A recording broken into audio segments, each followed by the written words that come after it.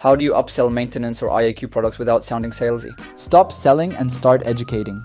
Customers don't want to pitch, they want to understand how it helps them. Show, don't tell. Dirty filter, moldy coil, let them see the problem. Link it to their pain point. This purifier will cut down on the allergies you mentioned. Offer simple options, good, better, best. No 12-page catalog. Reward your techs, small commissions or bonuses for each add-on sold. When it's framed as solving their problem, not adding to your ticket, they'll thank you for it.